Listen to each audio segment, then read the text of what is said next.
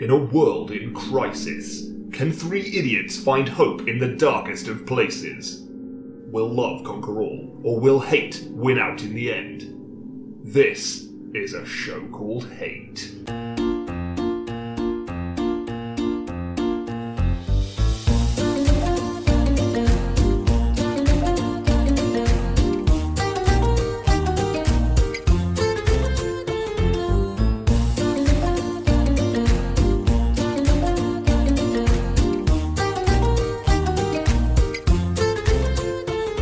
Hello and welcome to a show called Hate, a podcast in which we explore love, hate, and everything in between in search of greater meaning and perhaps a little perspective. I'm John. I'm Nick. Oh no.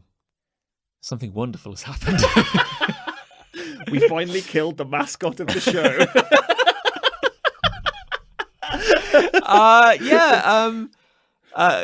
Chris Ray can't be with us today. No, he had something better to do. And apparently, and I don't doubt that there are many better things to 100%. do than record this show. I could think of a few. However, as I pointed out to him, it's the same time every fortnight. Every fortnight.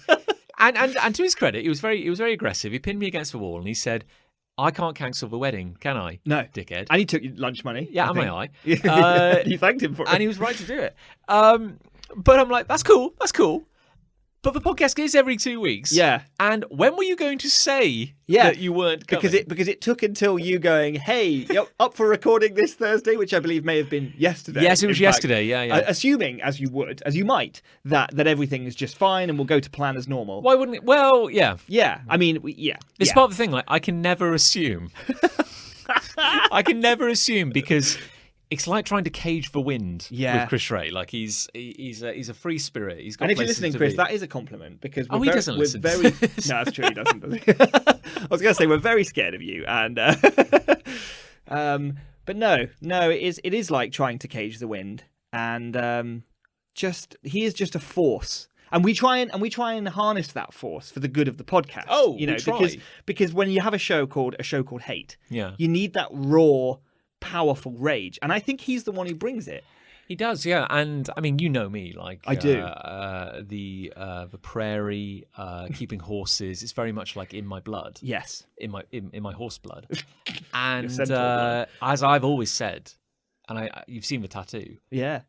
When you have a wild stallion, you don't rein him in. You don't. You just hold on tight and let it go where it has to. Yeah. You know? And that was the brief for this show. If anything, like, we didn't know we were going to make a show about hates and loves. What we did was we foolishly put Chris Ray in a small room, and this happened. You don't plan a show with Chris Ray. No.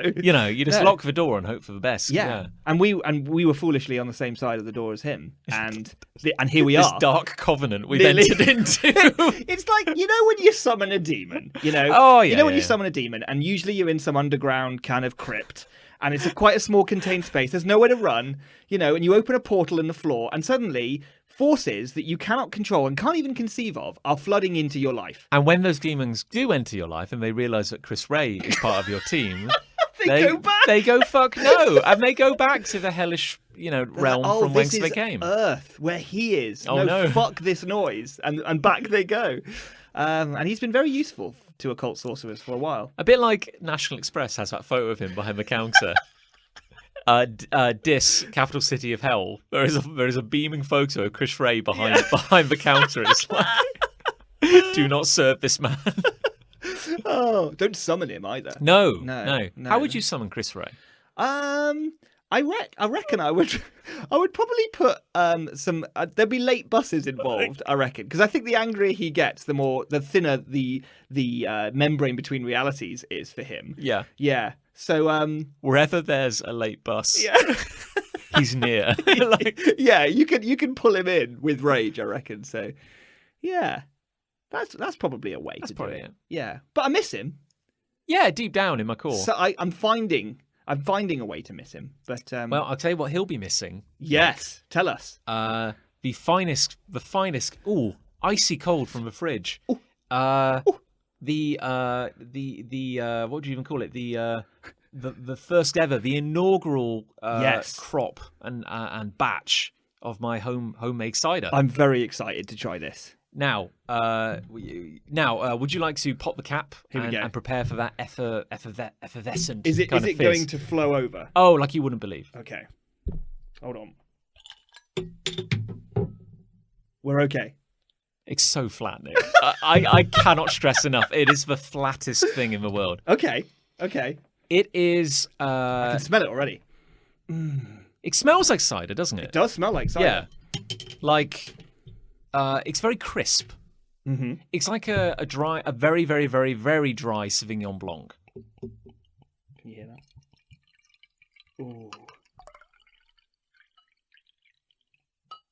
How elegant. This is like a sort of wine tasting podcast now. You know, like, That's a good colour. it's a good colour. It definitely looks like cider. Okay. It smells like apples. Does. Now, you know, like, What a bouquet. Ooh. it's like when they get the Queen in to like open a new power station. Yeah. They also have like a big ceremonial lever. Yeah. And they go like, and here you go, Your Majesty, if you would pull the lever. Does nothing. And she pulls it, and everyone goes, "Oh, power!" Yay, well yeah. done. And but then, of course, no, actually, they turned it on like 5 days earlier. Like Yeah. you don't let the Queen turn on a power. That would be madness. We'd all die. Yeah. So in the spirit of that, I have drunk some of this already. Oh, I see. Because that's where this metaphor was That's going. where the metaphor's going, because I Yeah. didn't want us all to go blind on air. No. Um, Although, again, it's an audio medium, so if I go blind, I'll keep talking. yeah, you wouldn't. Yeah, none of us would notice. As an artist. As an artist. But it was more selfish, really. I'm like, if we lose your eyes, The business we're is doomed. we're all out of business. Okay. Cheers. Cheers. Anyway, do enjoy. It's very flat.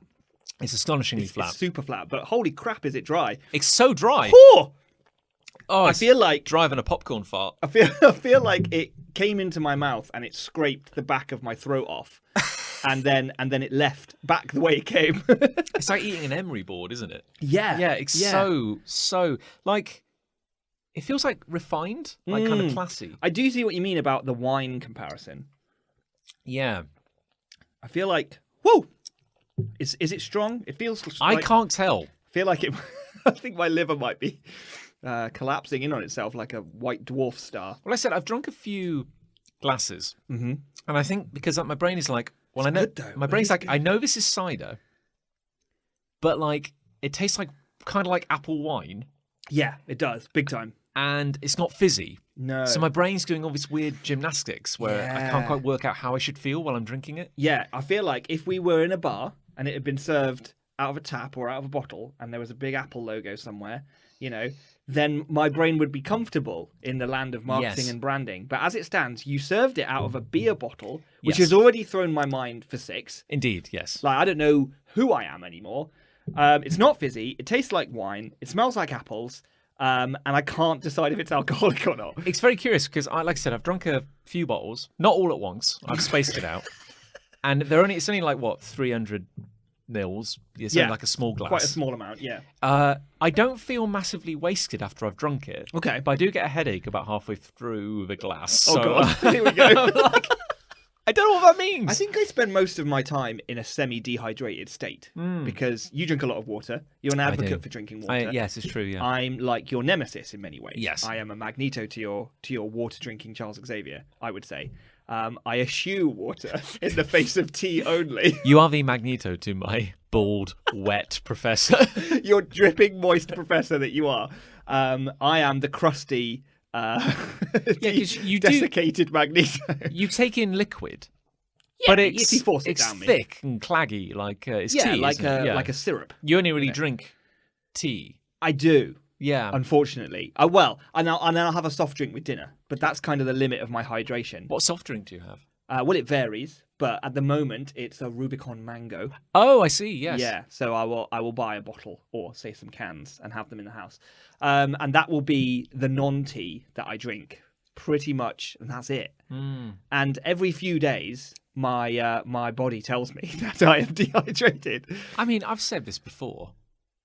It is a miracle you're as healthy as you are. Like, Well, healthy's a stretch, isn't it? well, it's Yeah. like it all balances out somehow. I don't know what I am. But you're if I'm doing honest. fine. I'm a medical miracle, I think. Yeah. Yeah. But you're doing all right. I'm doing all right. I feel great. Yeah. How many weeks off the old the sausage roll? SE rolls? Well, it's pretty much since that episode. Oh so god, and that was like it's got to be like that was in single figures. we never did a single figures episode. What are you on about? I think that was probably 3 months ago. Yeah, Ish. that's probably fair. Yeah, it was a recording from home, so it was within lockdown. It was in one of the lockdowns. One of the many, many lockdowns. Yes. Speaking of which, not only are we now back in the studio, Indeed, but we're back in the studio with all the gubbins put back in. all the trimmings, proper table, proper mics. The table's back. It all looks very professional. It does look good, doesn't it? Yeah. Yeah. I've missed it, and it was my DIY treat to myself last week. Oh, what a treat! Was modding the mic stands into this new configuration. It's very good. It looks like some sort of eldritch beast has risen up from the centre of the table and spread its tentacles across us all. This is what happens when we don't have Chris Ray here. Like mentally, we're filling that horrible vacuum. Yeah.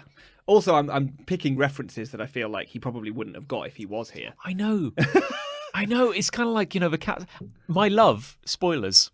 I've gone like, well, Chris Ray isn't here, so I don't have to dumb it down anymore. I can go. Okay, I wasn't going to say that. But yeah, no, my hate is the same. I was like, I had this hate, and I wasn't going to bring it today because I thought, it's just not got that mass appeal flavour. Yeah. But when the instant Chris Ray wasn't here, I was like, no, I can wheel this one out. This isn't for the fans anymore. This is for us. But this is what I mean by him being this necessary ingredient. Because I think that with him there, with this salt of the earth quality that he brings, to the table, the football that he brings to the table quite often. His rugged. Yeah. Yeah. I think we would alienate our audience if it wasn't for him. Yeah, because if you and I, like, for 92, 3, I've lost track. We're in the 90s, somewhere in the 90s. Double figures at least. Yeah, double figures, finally. It would be like 90-odd episodes of us going like, don't you hate it when, like, Naruto, doesn't live up to his potential? Yeah, when he falls short with his chakras and his ninjutsus just really don't measure up. Yeah, I know. Yeah, and then he'll just come in and rave about like celebrity come dig with me or something. Yeah. Come dig with me. Yeah. Acetate Australia or whatever it's called. As a hole update. Oh, because digging holes. You do love a hole, particularly a geometric one. Yeah, we've had a perfectly square hole. We have. We've had a perfectly circular hole, which was great. Dug a pond. Yes. I'm in the process of digging a perfectly linear hole. Yeah. A 2-dimensional hole. Brilliant. Right. And also, I was looking in our pond earlier. Okay. Because we dug a pond a few months ago, and had quite a fright. Oh. Because I've been watching life come and go. We had like an explosion of snails. Okay. So suddenly the pond was just full of tiny snails, and then the snail population dropped. And now there's like a few king snails, like gigantic snails moving around the bottom. Master snails. Yeah, like really big ass snails. And then, I look at it and go like, oh, there's no life in there. There's no fish. There's no frogs. No. Then I'll lean in a little closer. And the longer you stare at it, you notice more and more. Like there's tons of little buglets. Staring into tons of little buglets. There's water boatmen. There's a few like little wormy, sluggy things moving around the bottom. Okay. And then I was looking at the pond earlier today. And then literally, I was like, fuck is that? Like your brain does it. And thankfully someone else was there to verify it. A macroorganism, like not a bug. It was like a fish? No, I don't know what it was. Oh my god! It was like the length of my finger, maybe. Okay. It was black, and it was kind of long and kind of like a leech. Yeah, but it was swimming. Okay. Like it was moving like. I don't know for a fact that leeches can't swim. I don't know. No. That. All I know about leeches is that in cartoons, yeah, people go into a body of water and then they come out. They come out and they're covered. Yeah, in them. I know. My thinking is a leech would be a little smaller, a little slower. Sorry. Oh, okay. And this was going like proper swimming like a snake through the water. Could it have been something like tadpole? Yes. To frog. Yes. Spectrum. Somewhere on said spectrum. Yes. Where it was more like snaky. Yes. Maybe. Did cross our minds it was maybe a newt tadpole. Okay. But we've not seen an adult newt. No. They're very sly. Yeah. Like it's a small pond you have. So it is fascinating to me that this has sort of escaped your attention for as long as it has. Well, again, it was a... Well, indeed. Yes. No, I'm as baffled as you are. Like, where the hell did it come from? Because we have a pond, but it's completely covered in lily pads. Ah, So there could be anything. Could be under anything there, down there. And every now and then they do rustle in an unnerving way. And I see like a fin, kind of like a shark fin, just pierce. No, I don't. I was half with you for a moment. What the hell is that? Yeah. Yeah, no. There is stuff in there. We'd love some frogs. Well, Like, I've if we got could- some. I mean, I could ship them over, I guess. Just lob them over the house, I guess. Could you catch a frog I mean, I've held a frog in our garden before, but they're very at slippery chaps. gunpoint? Or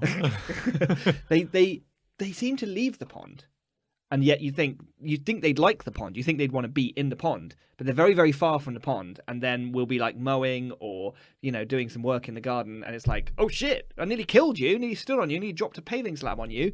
And I encourage them back to the pond, usually by holding them for a while, but they do slip out of your hand quite easily. But yeah, I can maybe grab one for you if you like. Just bring it around in my pocket. Brings a frog. Yeah, let's bring Yeah. just a frog. Brings a donation. frog. Why the hell not? Yeah, cool. Yeah, what have you got to trade? Yeah. I don't want that black thing. I don't know what it is. No, it could be anything. It's I called don't- the long boy. Is that Yeah. the long pond boy? I've got some half bricks. Okay, yeah, half brick for a frog. Yeah. I'll take 2. I excavated some out of the dirt pile. Oh, great. Yeah, you're really selling this. Oh, tell me about it. Like the only time that Chris Ray and I talk now when we're not doing the podcast is when I pester him to come get some dirt. Come take my dirt. Got Oi. we've got a special chat, like just called like Dirt Friends. Really? Yeah. Amazing. Yeah, and I'll just message him and go, dirt? Question mark, and then he'll come And he'll get just some- reply with dirt, full stop. Ah. And it's like, I know what that means. But And if then- it's dirt exclamation mark, and then he'll come and get it. yeah. Or when it's dirt exclamation mark, he comes and does some dirt in your garden, which he does some night soil. Nobody wants that. Night soil. I love night soil. It's such a good phrase. I was thinking like soil and dirt. They're perfectly functional words on their own. Yeah. But if you ever like append, like if you stick on an additional word, Yeah. like night soil, If you put night onto anything, to some extent, it does some great work. I the think. night dirt. But particularly night soil is Night very soil good. is pretty good. Yeah. It's like old dirt. That's Yeah. not good. It's not as good. No, the bad dirt. Yeah. The good dirt. Good dirt, Good dirt. like good bacteria. Yes. Yeah, I don't like that. No.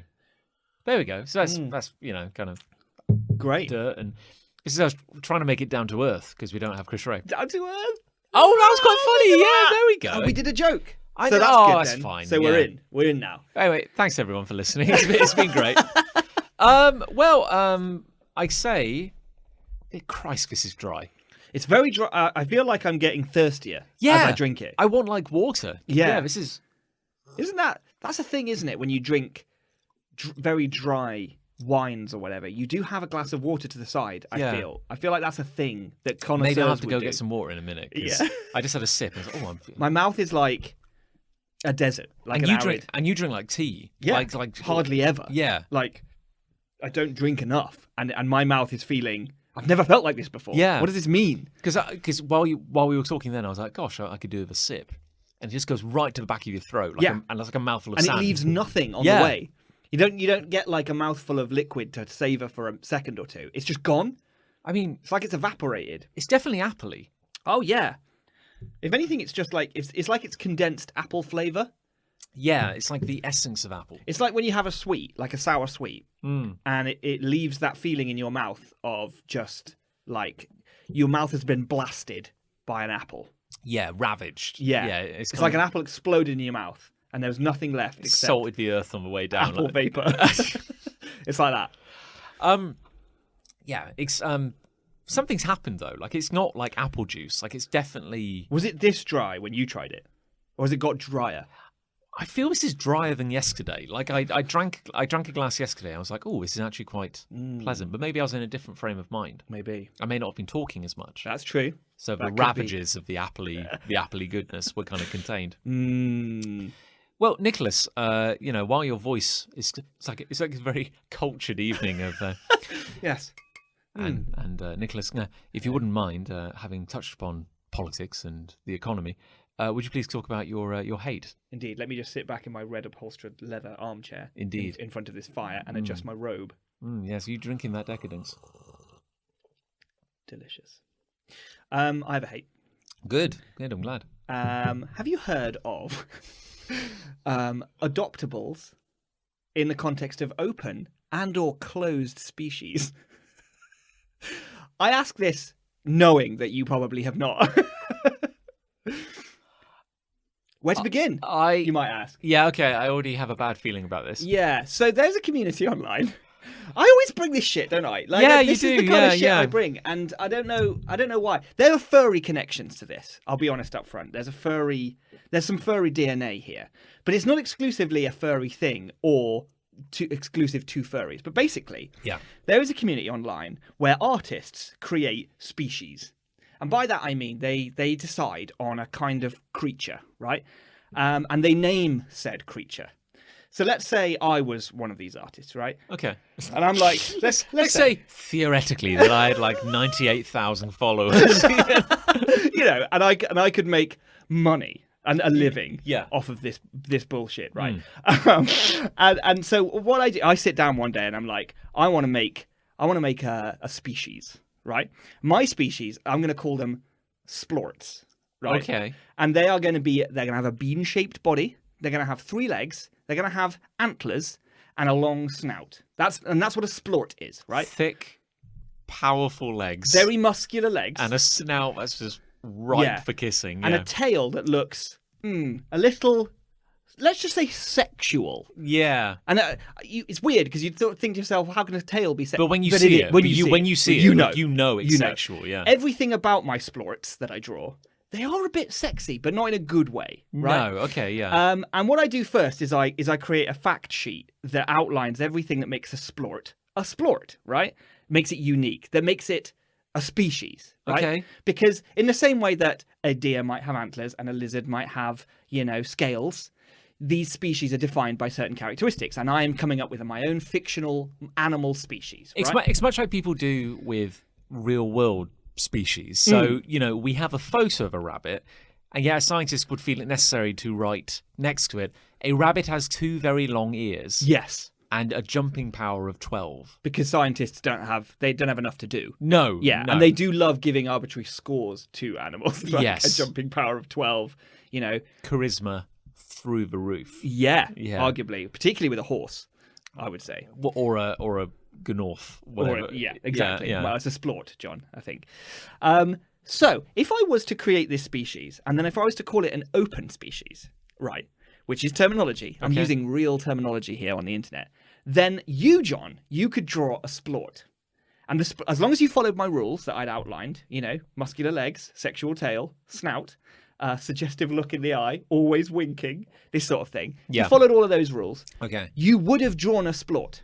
And you don't need me, the creator of the splorts, to say that's a splort. The community knows that you've drawn a true splort. What I find, I'm with you so far. I've got to do a lot of groundwork on this. I know, no, and I'm with you so far. Maybe I'm hung up on the wrong thing here because I suspect there'll be more to be hung up on. Oh, I'm sure there will. Yeah. I can't get over the fact that not only have you drawn a picture, you have described all the characteristics of the thing you have just drawn. So somebody could go, well, that's an open splort. Open species. Was it a splort? A splort, yeah. Okay, it's a splort. It's open. It's open. I think I'm going to draw a splort. Yes. And thankfully, I could use this picture as a reference, but thank God that the artist has written this descriptive passage, because how could I possibly recreate the thing of which there is a drawing in front of me? Yes, indeed. Like, I've copied that picture, but until I work my way down that checklist to confirm that, yes, it's got thick, powerful legs, a sexy, sensual tail. Very sensual. Fuck me eyes. Yeah. One always closed. And just a real phallic snout. Yeah. I'm not going to know. And a big dick. Really big dick. I'm not a real just catastrophic penis. Raging chub. I'm not going to know that this is a splort. This is, if anything, how this entire community lives and dies, is by this adherence to the rules. Okay. Because I could just create whatever the fuck I want and be happy with that. But instead, there's this idea You'd never be happy. It would never be enough. That's the no, problem. exactly. You can't be satisfied. Not sexually, certainly. The whole idea of this is that you are in some way adopting these creatures. That you are fooling yourself and everyone around you. You're joining in on a fiction that you are not just drawing this thing, but that it truly exists to some extent. Wait, are we talking species in the sense of there are many of them, or is it more like species like Pokemon or species like Digimon, Nick, is what I'm asking. Is there only one Splort in the world? So it's so hard to explain this. Yeah, okay. So each creator will create his own species, say, or could create multiple species. But Yeah. let's talk about it using Pokemon as an analog, right? A species of Pokemon would be a Pikachu. Another species of Pokemon would be a Butterfree. Yes. This is how it's so all Splorts. Thank you for keeping it to the original 150. Otherwise, Chris Ray, who I know isn't here, wouldn't be able to relate. He would have not followed this at all. Yeah. So I kept it there for him. None of that Registeel bullshit, OG 150. Yeah. you know. Chikorita, what's that? Is that edible? I hope so. Yeah. So so you're creating and the essence of it is that every Splort I draw basically looks identical. It's just that I've changed the color palette. Really, that's all I'm doing. Are we talking like it's the same pose? Pretty much. Like literally you buy a Kig's book and it's color along with Sonic. Why can't I speak? I don't know. Maybe it's Poseidon. Maybe it's cider. Color along with Sonic. Yeah. And it's just here's an outline of Sonic. Fill in your own colors. So then You could do a red Sonic. So everybody is recreating a Splort. Yeah, almost exactly like that. Sometimes they will change the poses, and to be fair, probably most of them do. But truly, madly, deeply, you are just creating the exact same thing. It's just you're making your one. And then you've adopted a Splort, and you can say to yourself, I have a Splort. Haha, look at me. Because it's an open species, and you can have your own one, right? I haven't even got into closed species yet, right? So a closed species, bearing all that in mind, a closed species means I've created a Splort. No, let's use a new word. I've created a Spunk. No, that's bad. No, it's always got to be that it's the consonants you never expect to be together. Sure. A quarange. I've created a Quarange. Yeah. Right? It's very hard to say, but it's written down most of the time. It doesn't matter. And you would never say this out loud to someone. Certainly not. No, not in polite Especially when your company. grandma asked, "Hey, what do you do for a living?" I heard you quit your job, Jeremy. At the factory. And now you're earning some of those internet bucks. Yes, that's right, Nanny. Yep. What do you do? Well, you know cat shelters where you would where you adopt, cats. You know that? Yes. Well, it's like that, but sexy. That's the only way you can explain it to Grandma. Are you on that DeviantArt shit? Oh, believe me, John, all of this takes place on DeviantArt. And Granny, how do you know about DeviantArt? I gifted you a llama. That's a deep deep cut. Yeah, well done. DeviantArt joke. Yeah. Did you have a DeviantArt account? I did once upon a time. Awesome. We'll get into that another time. Just for the blueberry porn. Of course, yeah. Of course, yeah. So I've created the Quarange species. The Quarange, yeah. But I have been explicit online as to say this is a closed species. John, if you want to sit there and try and draw a Quarange, you can't. You can't. You can't. If you did, it would be Quarange fan art at best. So if I but try... you wouldn't have an official Quarange. But Nick, you know me. I do. Free spirit, prairie in my blood. Yep. Stallion. Out on the wild fields. Amongst the barley. Just me and my trained sexy ass Splort, pounding the open badlands. And its ass. And I say to myself, I'm a rebel. Yeah. I can't be contained. No. So this Nick online, yeah, you wouldn't use your real name. I wouldn't. No. I'd be called Auntie Woo Woo, Triple X, probably. Auntie Woo Woo Triple X says that I can't draw a Quarange. You can't. But I'm going to. No, fuck you. By golly. But what you're saying is the community would turn on you. What you're saying is the moment I picked up a pencil, I would lose my near constant erection, and suddenly the magic would be gone, and I just couldn't do it. There wouldn't be any magic. You wouldn't be able to get it up and get that chub on, because you would know in your heart of hearts, John, you'd know that Quarange that you're beating your meat desperately to isn't really the real deal. That's when you realise you're living a lie. Yeah. You should never have turned your back on. Never turn your back on a Splort. Never. Well, no. That's actually in their fact file. Never turn your back on a Splort.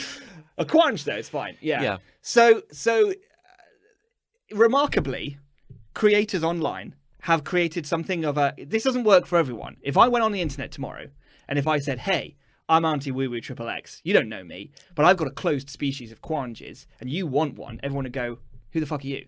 Why would I want a quange? It looks like shit. Its legs are muscular, sure, and it's got a great wink, but I don't know if I... God, a great wink sounds like a super euphemism. Anyway, like, why do I want a quange? Like, these people have built personas and communities online for themselves over years and years and years and years, to the point that they will create these drawings and people will pay money to adopt them. They will release what they refer to as drops. So let's say for September 2021, they will release 6 quanges. And they will basically all look the same, but there'll be new colours that quanges have never been in before. And every single one of them will be, to some extent, unique. One might have a star pattern on its chest. Wait, but they're not gifting that artwork to an adopter. Yeah, to some extent they are. Yes. So it's almost like you're buying a commission of a custom... So quange. Customs is a whole other thing. Customs is a higher level. Oh, it's stupid of me to bring it up. I'm sorry. Yeah. So what I'm talking about here are the fixeds. Let's say I do a drop of 6, right? And I've done a green quange, a red quange, a yellow quange with polka dots, and a purple quange and 2 more, right? Okay. And people are like, oh my god, Auntie Woo Woo Triple X has released another drop. Let's get on there and see what they're like. Oh, look at that purple one. I have to own it. And so they message me and they say, I want that one. I want to adopt that one. Yeah. And I assume it's a first come, first served So can basis. I now... So I get that. Let's say you're the buyer. So do I now... Can I now... I can legally draw... You can. You that can. quange. But I don't think that's what people do. I don't think that's what they want to do.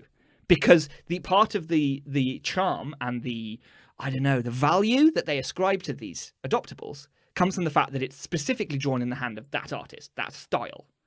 So when you buy one, you get a lot of images. You get its profile picture, as it were, that you saw, that you fell in love with. But then you get all sorts of different shots of it, which you can then use around the internet in many different ways if you want to. You can make it your persona. You could say, I am this. It could be a quange, fun new avatar. for example. Yeah. But the way people, I think, treat them is like collectibles. Like they've bought a Pokemon card that's super rare. Like they've got that shiny Pog that no one else got. That's how it's treated. But it's a purely digital file of an entirely fictional, imaginative creature construct. It's incredible. And it's even more incredible, John, when I tell you that people pay $200 to $300 for these. For the top end adoptables. For a top end quange. Yeah. But then they'll rank them. So for example, Oh, you got to rank. You got to rank them. You got to rank your adoptables. So it's September comes, new drop. I've got 6 basics.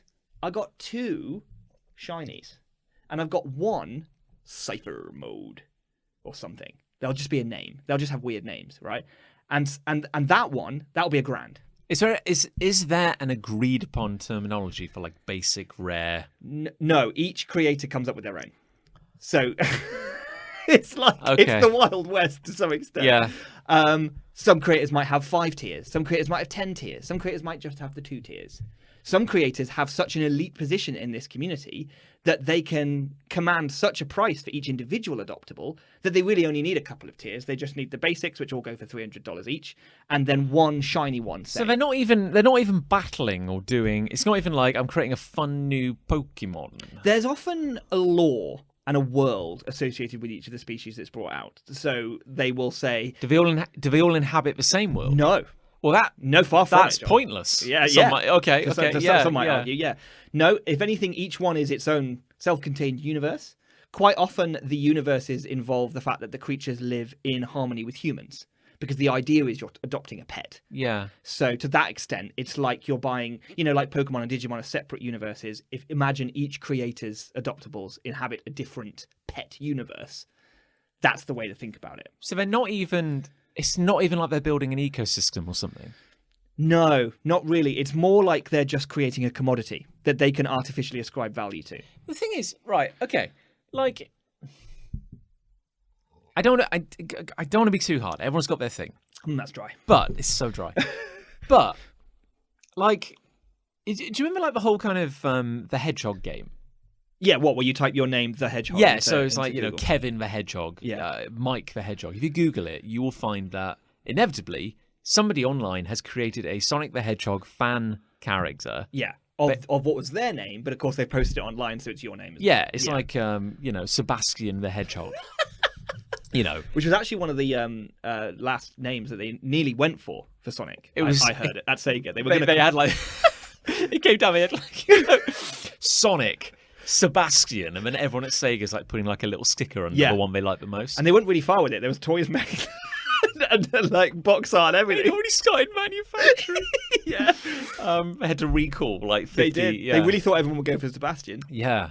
My point is, like, that's bad and cringy and awful. Yeah. And if I'd had access to the internet at that age and forums, God, there but for the grace of God go I, because I probably would have been. Oh, doing me too, that. 100%.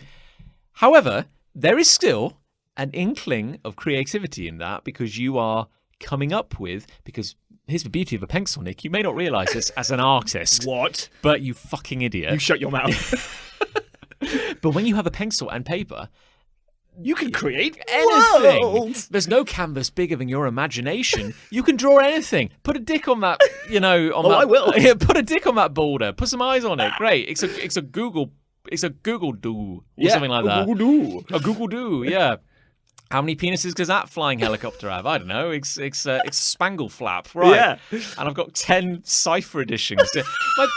My point is like, you draw all that, and the only friend you need is a pencil. Yeah, you can draw as many imaginary knockoff Pokemon as you like. This is true.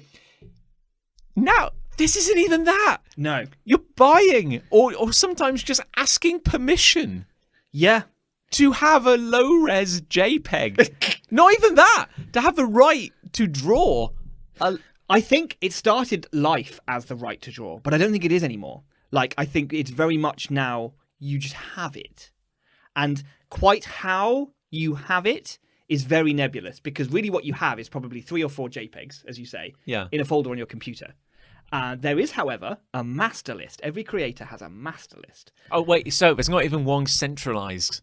No, because you're subscribing to essentially to different brands. Because I cannot stress enough that these are all completely unconnected. Oh yeah, no, I really can't stress that enough. Yeah, it's so unconnected. Yeah, it's almost pointless. So there's a really, really famous creator, right, who's made arguably the most famous adoptables, and they're called Grems. They're Grem, Grems. Okay. And they kind of look like furries, basically. They look like dragon furries. They're 2 legs, 2 arms. They're stood up, like humanoid.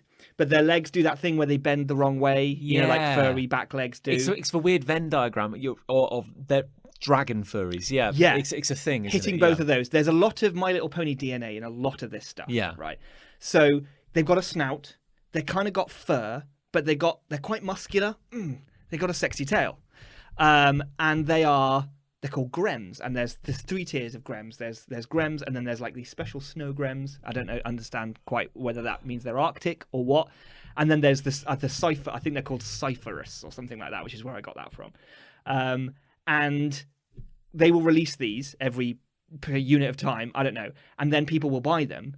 And they have a master list. And the way it works is that the creator, who's called something like Mr. Grem or something like that. Sure, you'd have to. When you, John, want to buy one of the latest Grems that's just been released in the latest drop. What if I'm really I'm actually holding a pencil right now, and I can see what the Grems look like. Yeah, I know you can picture them perfectly. But I'm doing it wrong. I should put that pencil down. Put the pencil down. Snap it in half, actually. Oh, okay. And you know all those other all that other art stuff you've got? Yeah. You know that Creative Cloud subscription you've got? Oh, yeah, you know that computer that you've got? Actually, no, you'll need that. I'll need that, yeah. But everything else, burn it. Burn it, okay. It's not about creativity, John. Okay, so I'm throwing that away. Yeah. You're going on Grem.com, I don't know. Yeah. And you're looking at the latest drop, and you see a beautiful midnight blue Grem covered in stars. Oh, just like really like svelte.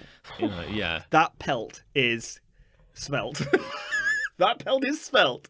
That's actually, he's got a tagline, and it says that. That pelt is svelte. Yeah. And you've fallen in love. And as you fell, you sort of pierced yourself on your own erection, because the feelings within you are powerful. It's so complex. It's like I didn't really understand like love. True love. No, not true love. No, sorry. Like an aggressive like physical erotic love. Yeah, like yeah, sorry, I misspoke there. Yeah, a carnal kind of animalistic love. I never really understood that until I locked eyes with that. With that midnight blue. With that anthropomorphic Dragon Fur Boy. Dragon Fur Boy. Yeah. And you want to buy that, so you PayPal $300 to Mr. Grem, and he has a master list. I didn't need that insulin anyway, so. And the master list now says Midnight Pelt, which is what he was called, official owner, John or whatever your online name is. And now, no one can dispute that. No one can dispute that. Nobody you own, would. No one would. No court in the land. Other people might draw fan art of Midnight Pelt, and you can go, "Fuck you, sir. I own him. Yeah. Fuck off." But that's probably not what would happen. What would instead happen is people would maybe draw it not as fan art, but draw it and say, "I got this, Graham," and it's like, no, you didn't, because if you check the master list, which is public on his website, you'll see actually that I own that Graham, and the community is very honors this. Like, so that sort of conflict doesn't actually occur. And I gave that as an example, but it doesn't occur because everyone subscribes to this. Everyone subscribes to it because if anyone didn't, it would fall apart. So the only way this thing can continue to exist is by the collective will of everyone involved. Because are you familiar with Blazeball? Yes, I am. Yeah. Now that's something It's cool. That's something for another day. Yeah, for sure. Another day that Chris isn't here. Although it is sports. So You maybe might Chris should appreciate be. that one. Yeah. We'll put a pin in that one. But like, Blazeball is a shared storytelling lie, Yeah. as a lot of stories are. Mhm. But because there's no it's not Disney or whatever. Yeah, there's not a big corporation driving it. It only works because everyone agrees. Yeah. And To there play. is a shared central canon. So, to be fair to Adoptables, there is a shared central canon for each creator's creations. No, because I could set up a Blazeball tomorrow. You could. And no one would play. And no one would care. No Yeah. one would care. I could set up an Adoptables tomorrow. How is this a community? I know. It's probably it's not. It's like 58 How did this- isolated communities. Well, yes, it is, but it's 50 isolated communities that all play by the same rules in different universes, if you see what I mean. Like, I saw some comments, because I was doing some research because I was just fascinated by it, and there were some comments underneath a video about Grems. And this guy was like, "Oh yeah, I own a couple of Grems, and I own a couple of Sprorts, and I own two, Flamonans." And I was like, he's literally talking about them like they are physical commodities in the real world. This is basically NFTs, isn't it? Yeah, it's exactly that, but without the system behind it that makes it official. This is the Scooby-Doo ending. They're going to rip the head off that sexy dragon boy. Yeah. And it's going to be NFTs underneath. It is NFTs before NFTs were a thing. And in a way, it's exactly an NFT, because all an NFT can do is digitally allow something to exist in one instance. So you can allow there to be one copy of a digital file that could feasibly be copied, because the entire system prevents, like, every part of the system acknowledges that there's one owner of that thing. And that's how it works. It's all encrypted. Yeah. This does the similar thing by having the master list. So because the creator is in absolute control of his universe, that's the blockchain. that's the blockchain. Right. The creator can go, John owns Midnight Pelt. No one else owns Midnight Pelt. So no matter what else happens out there, if someone else copies or screenshots an image of Midnight Pelt, which they could do, Yeah. they still wouldn't own it because you do. And one of these, Somebody's getting rich off this. oh yeah, because Yeah. one of these went for 20 grand. One of them was auctioned off, and it went for $20,000. That's why I feel old. Are you familiar with the phrase "horse famous"? No, but I like it already. No, I watched a weirdly fascinating video essay on the YouTubes the other week The tubes. about the death of the My Little Pony. My Little Pony. Fuck is wrong with it? It is the cider. God, it's dry. The My Little Pony fandom. Oh, has it died? Apparently, Okay. yeah. It's probably died because of these adoptables. And it's about an hour long, and they were talking about the culture that sprung up around it. Like we all hear about bronies and whatnot, Pegasisters and all that. But they talked about the conventions. You know, there were My Little Pony exclusive conventions, and stuff like that. And there were celebrities within this community. Oh, I see. Right, Yes. right. And they were not just people who worked on the show. Right. So there would be like, and now our guest of honor is so-and-so, the showrunner, the person who wrote, or so-and-so is a voice actor. Right. That I get it. I get why they would be 100%. famous. But no, like the phrase horse famous kind of extended to people who are wildly, wildly famous and successful, but only in that one particularly niche Community. fandom. Yeah. So like there were musicians.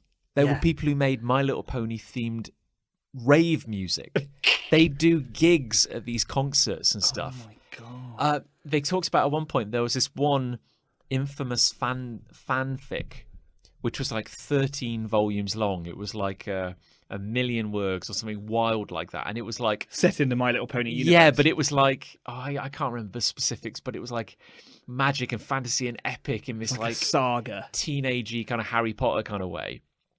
And apparently you could go to these conventions and like the creators of like this fanfic would be there and they'd be celebrities as horse famous celebrities, and people would be buying bound editions, like physical, like luxury bound editions of these things. I'm horse famous because this is exactly the same, because like Mr. Grem, the creator of the Grems, is a huge deal in this community. Like, and to the extent that he has a staff of other artists who are officially licensed by him to create Grems. And so there are 6 or so members of staff, say, underneath him, and they all have a slightly different style, but they are all creating Grems, official Grems. Yeah, so that's what this... Yeah, because again, it'd be very hard to draw that many Grems. With an erection that big, for sure. Here's the big thing, though, John. Oh, you can't change it now. After all of that, that's not my hate. You hate that you're not in on this. Yeah.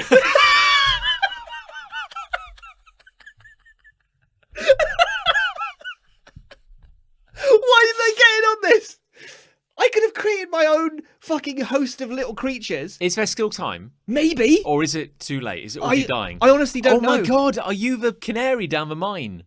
Is this how a fandom ends? Is because when you find out about it? I'm like the kid who got yo-yos at school the day that no one else brought the yo-yo in. Yeah. I'm the kid who makes a Grem and everyone goes, now we've moved on. I think I am that guy, John. Honestly, log on to Twitter now. Mr. Grem, breaking announcement. Hey guys, I just have this kind of like crushing revelation. I'm packing it all in. Yeah. I think I'm going to be a farmer or something. No more Grems. No more Grems. Hashtag no more Grems. Hashtag no more Grems. Grem life. The reason is because despite the fact that there's a lot of shit and like, oh, look how sexy and muscular and Dragon Boy and everything they are, and that is true. It is dominated by that sort of My Little Pony furry aesthetic, which isn't something that appeals to me, but I understand does to a lot of people. But the actual idea kind of does ring true with me, with my whole love for things like trading cards and collectibles and stuff like that. Yeah, that's true.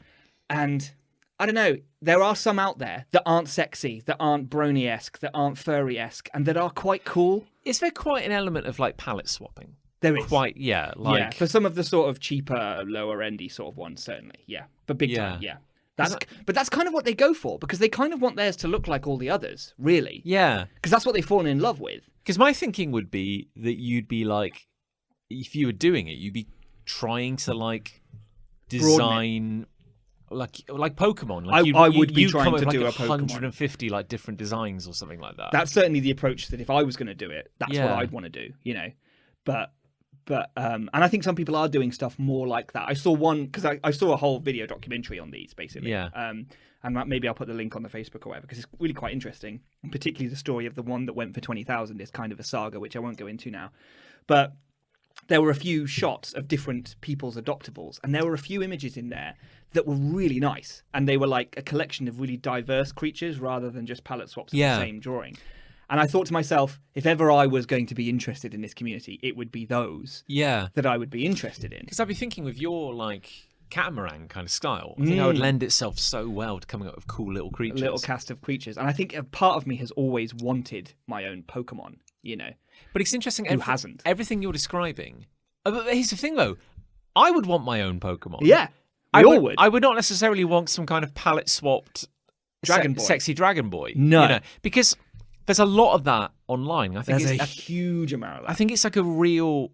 So anyone listening who's not in that community, it's like it's a real teenage kind of artistic expression. Very much. For better or for worse. Like it's a time in your life where like you're starting to develop a style, but you don't quite have the talent and such to kind of grow beyond. And you that. do a lot of mimicry and copying of what's already there. Because crying out, I've been there. Yeah, well, that's how a lot of artists, if Yeah. not all artists, start. And to be fair, it's a really legitimate way to kick off your artistic world. Because kind of like, the first comics that, I was making as a kid was Sonic the Hedgehog ripoff. So we just take the character and change the colours. Exactly. It's like your brain works when you're that age. I think pretty much every kid of our age, certainly, who drew anything, Yeah. drew Sonic. I know I did a bit. But there's such an element of that where it's something about, like, I can imagine Sonic is not necessarily easy to draw, but there are rules to drawing Sonic. It's formulaic. The eyes, the body. And I imagine, like, when you're drawing, like, a dragon or, like, a My Little Pony, there's a particular For sure. rule to how you draw those. And then to customize them, all you have to do is add, like, a few... Yeah, add a mohawk, add an earring. add a few accoutrements. Add two tails instead of one tail, and suddenly you've got your own thing. And this is the thing, is that when I looked into it, a lot of them looked basically 90% of the world of adoptables look like My Little Ponies, just slightly tweaked. Yeah. And this is the thing maybe that I do hate about it, is that what could be a very, very richly creative vein of people making something really cool, actually, that and ascribing value to something nebulous, instead has fallen into... It's kind of like what we were talking about shifting last time. Yeah. It's like shifting, this incredible idea of traveling to other worlds. But what do? They all go to Hogwarts. Creating, like, adoptables. You could have anything. You could go anywhere. But what do? They all do My Little Pony. It's like, it's such a shame that creativity dies here in a place that it could thrive. And I don't really understand why that is. Yeah. But because internet, I guess. And I find it weird that, like, now again, like, it's like, this is how the economy works. It's like things are only worth what people are willing to pay for them. Exactly. So, like, if someone's willing to pay 20 grand for a Grem boy, Which they were, then I'm like, well, clearly it is worth £20,000 or something. If you're going to that. subscribe to any part of the myth of capitalism, you're going to have to accept that, I'm afraid. Yeah. But it's like, my brain is going like, well, is every individual picture or something a unique, beautiful work of art? And the vibe I'm kind of getting is that while some might be, that's not what it's in about. general, you're not buying a unique piece of artwork. No, far from it. You're buying... It's almost like the novelty or the concept or something like that. Really, you're paying to have your name on a list somewhere. Yeah. Really, you're paying for clout. Yeah. Because the way this person talked in this comment really highlighted it to me. It's like, I own a couple of Grems. And that's like saying I own a Rolex. It's like anyone can have a watch, and you don't need your watch to be a Rolex to tell the time. But having a Rolex is a brag. It's a bit of clout. I can afford to have a Rolex, so I do. And you can, in this community, you care about the thing, you want it, but also having a Grem means something. Yeah. It's like, oh, fuck, you have a Grem. That's cool. Like, it's like having a shiny Charizard because you either paid for it or pulled it from a Pokemon pack of cards. Like, it's like that. I know you're right, and I get it, but I think what makes it really hard to fit into my brain is simply that, like, with all these other things, you have a thing. I know. If you have a watch, you have a physical watch. If you have a Charizard card, you physically own a card. Even, I would say, because I play digital card games. Yes. I know for a fact that I do not own. I don't even have card. I don't even have a JPEG of these cards. No, far from it. No. But it still has a use and a function because you can play a game. Yeah. Like, this is the granddad part of our brains. Yeah. This is the part of us that, despite understanding NFTs, will probably never buy one. No. Because I can't quite get my head around the idea of not owning it, but owning it. Yeah, and certainly if you're not even owning it for the fact that it's the value of the work of art. You know, because we you're an artist. We know so many artists. Yeah, and it's we like, buy artwork. And commissions are a thing. Yeah, big time. You have a ton of artwork in your house. Yeah. We have a ton of artwork in our house. And it's to go like, oh, I like the artist's work and I like this picture, or I want a particular thing drawn. Boom. And that's the thing. It is utterly unique. And I love it for what it is. But like...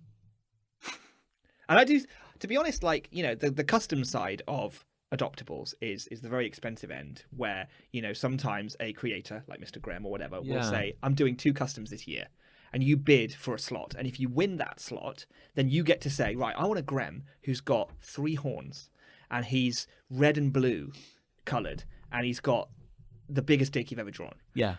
You might reach a point where you think, this is a pretty big dick. But no, I assure you. Yeah. I want him to be eclipsed by his own penis. You need that wide paper, you know what I'm saying? A3, I'm talking A3.5, you know what I'm saying? Like, for the dick. I want that dick paper. For the dick? For the dick, yes. Yeah. You're going to, like... you go to W.H. Smith, and you're like, excuse me, I'm looking... do you have some of that wide paper? For the dick? For the dick, sir. Oh, yeah. You sort of go in and you're sort of a little humble. It's like when you're buying porn and you don't. It's like, I'd like the. I need. Excuse me. I'd like the A3.5 paper, please. Oh, for the dick. For the dick? For the dick, sir. Tamsin. No, don't say it. Tamsin, can we get the dick paper? No, out, don't bring please? Tamsin in. I know her from school. Oh God. For the dick. for the dick. Like So, a scroll, just kind of it's so long for the schlong. So that's that. That's that. The world of adoptables and open and closed species. I feel like I took you on a journey, and I gave you a little. You certainly did. Oh, do I hate it? No. Turns out I hate being left out of it. That's what I hate. That's the truth of it. And I just feel old. Oh, for fuck's sake, So yes, old. 100%. Do you know what? Do you know what I hate? What do you hate, John? I hate stock guitar music Okay. frequently found in elderly relative slideshows. Okay. Now, Okay. I know that sounds a little specific, but maybe if I paint you a word picture, Please do. You'll come with me on this journey. I'm unwilling to go. So, we had a friend of the family, Sure. an elderly gentleman, who travelled a lot. Okay. And we're talking, he was travelling, his prime travelling years were kind of like in the 90s and in the 2000s. Sure. So we're talking an era where it was possible to film a lot of things and do a bit of home editing. Okay. But we're talking pre Premiere Pro or anything like that being commercially really available at home. You know, people at home are not going to have access to like semi-decent editing software. No. So I would say more likely than not, they probably had like a CD-ROM, which they maybe sent away for. Brilliant. Or it came glued to the cover of a magazine. And it would be like, you know, create your holiday video and share with all your friends. Yeah. And they would rip a CD on their computer using like, so they'd probably be a very limited piece of software. Yep. Kind of Windows 98 sort of thing. Yeah. I can see it. Yeah. And they'd like assemble, you know, all the clips of their, you know, very like you've been framed kind of maybe a little transition, you know, maybe like the that dissolve transition. or the screen will like sink in, turn around and come back. Yeah, It's a or different wrap scene. itself around a sphere and then fly away. Turns shapes like the screen distorts and wraps itself around the body of like a CGI horse. That which, just like, gallops off. And it neighs gracefully. And then runs to the side. Yeah. Yeah. That. And then you'd rip a CD. Yeah, man. And maybe that's a cool word. And maybe you would post copies to all your loved ones in jiffy bags, so they could sit down, I guess, on like a Sunday afternoon and just watch your kind of grainy... I feel like there was a very small window of time when technology said this is a thing that we're all going to do and we're all going to subscribe to. And even within that small window, because before it we couldn't do it at all. No. And after it we started doing things like sharing shit by emails and on YouTube or whatever. Yeah, or you'd put it online. Yeah, you'd host it somewhere. There was this tiny window where ripping things to CD and posting them to your relatives was a thing. And even in that window, nobody fucking watched them. Yeah. No one watched them.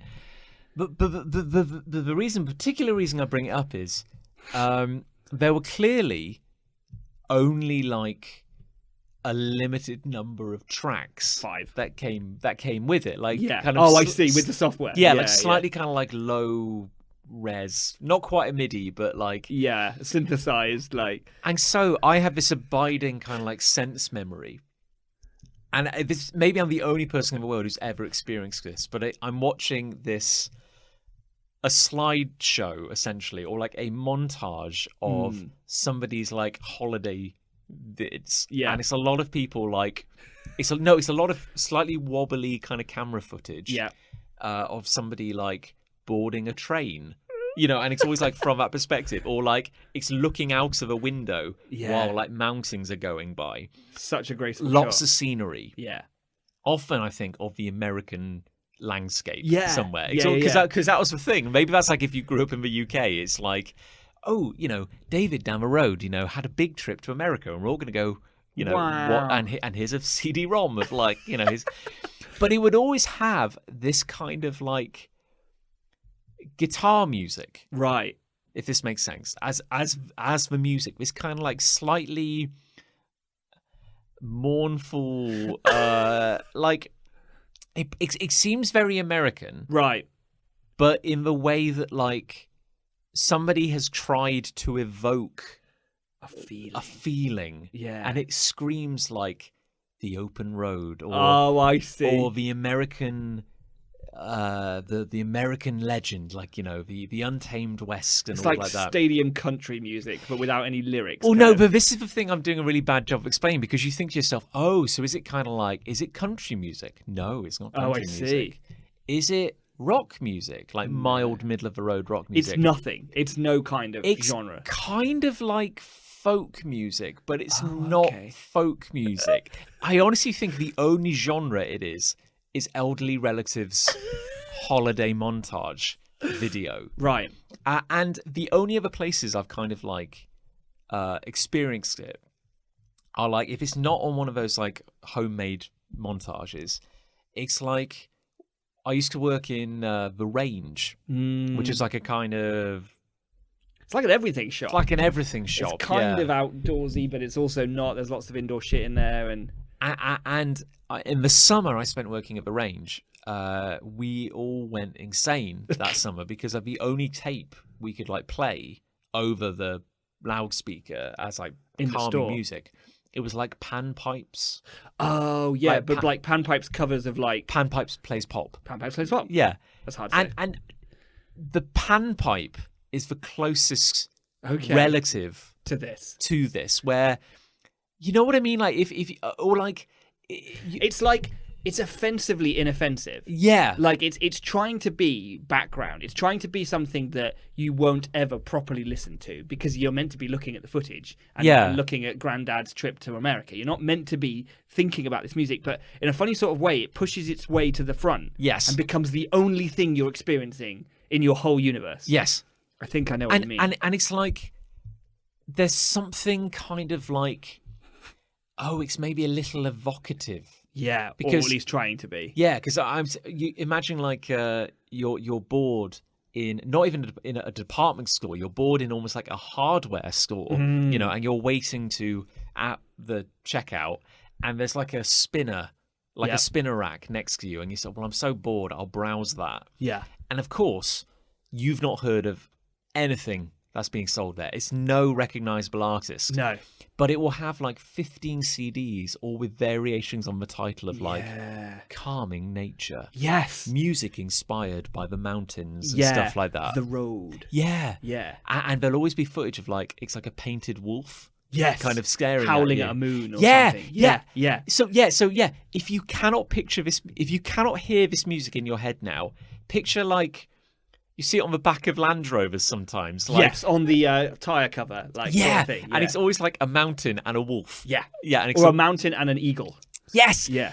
That's what it sounds like. That is the visual representation of this. I feel like those spinning racks of those CDs of music by people who aren't musicians or famous people in any way, they're always in garden centres. Always in garden centres. Yes. By the till. You know, as you're queuing, there's just this cylindrical rack of CDs. Yeah. And they're all like, you know, Chip Huxley sings road tunes. And they're like, who the fuck is Chip Huxley? And then you read the back of, and it's like 50 tracks of American noise. And it's just like, it's just like, how are there 50 tracks of anything? Yeah, but you're right.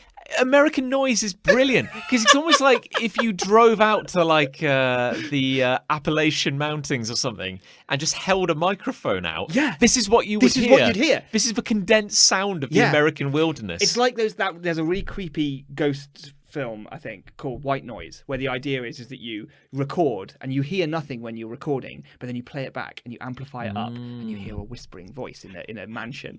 This is what happens. You go out into the middle of the Rockies in America and you stand there with a microphone, and to you, at that moment, it's silent. You just hear the odd bird call and the rustle of trees in the wind. And then you take it home and you put it into Audition and you like rank it up and you just hear like down, down, down, down, down, and you're like, that was there all along.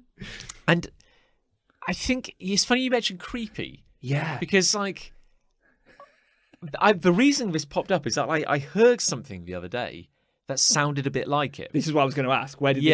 Who hurt you? Because I think there's still, like, YouTube has come a long way. Oh, sure. From, like, just uploading this kind in many ways, a bad way. Yeah. But it's come a long way from just uploading, like, this kind of grainy video blender kind of, like, home footage sort of thing. Yeah. But, like, there's still, like, a subgenre of videos on YouTube, which are, like, travel logs. Okay. And, you know, we watch them sometimes because it's interesting. But they're the type where, like, there's no dialogue. Mm-hmm. It's not even like someone going, whoa, whoa, whoa, it's your boy Train. Yo, what up? Train fan, you know. And you're my Train fam. And hey, we're going out into, I don't know, a field, I guess. Fuck you. You're going to watch it. But first, a word about honey. Honey is a great way to get coupons. I Fuck definitely off. won't be stealing all your data. Yeah, so it's not even like that. It's just from the perspective. And it's got that vibe of those early videos where it's walking a very fine line between being like, oh, this is interesting. It's charming. And being a little creepy. Yeah. Because, like, and they'll maybe play a bit of this stock guitar music, which I'm going to have to try and find a sample I was going to of. say, because I think I do get it, but I think there are going to be a lot of people listening who are like, describing. I want to hear a pure example It's of this. almost impossible to describe because it's definitely not country music. No. And kind of like American folk music, maybe, but it's not. It's like it's a guitar wielding wolf sitting under a full moon. I feel like I can hear it, but I could never sing it back. Yeah. You know, like, and I think just for the sake of the listeners, you've got to try and find an example. Yeah. Just got it. And it's weird, and it does.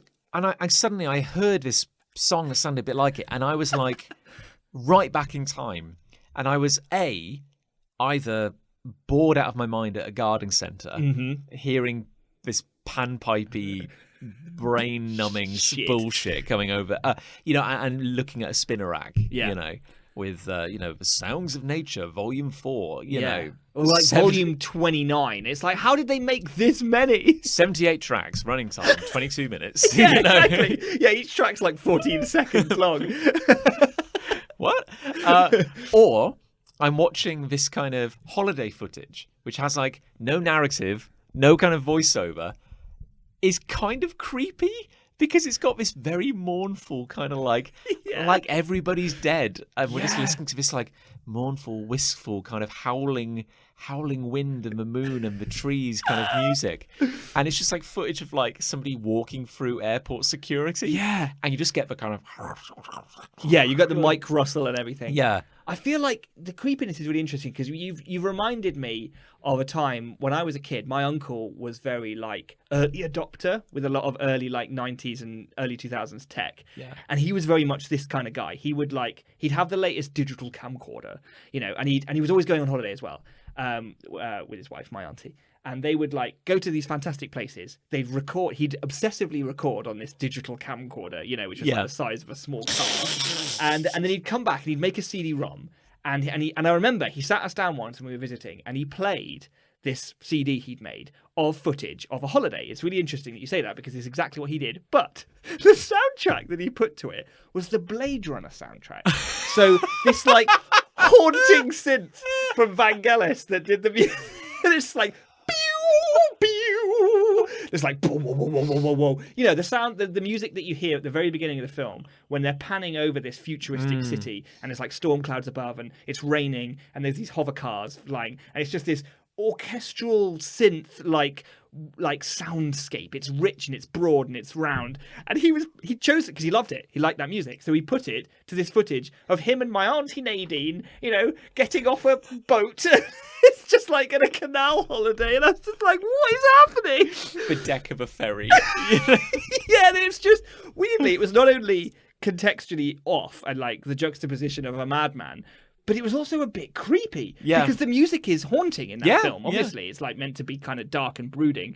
And here's him smiling, walking down, the canal like towpath. And I'm like, what am I watching? Hey, Nicholas, come sit over here. Look at this holiday video I've put together. Now, I've set it to, the soundtrack of one of my favourite movies. This is us boarding the plane.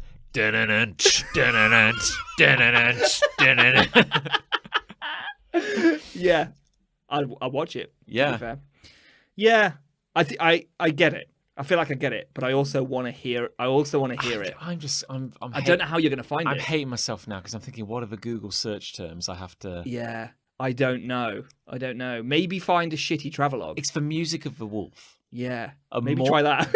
A mournful wolf is what I'm Actually, saying. you know what? If you did try that, you might do it. The music of the wolf. Because that's the kind of title someone who used that music would give it. Yeah.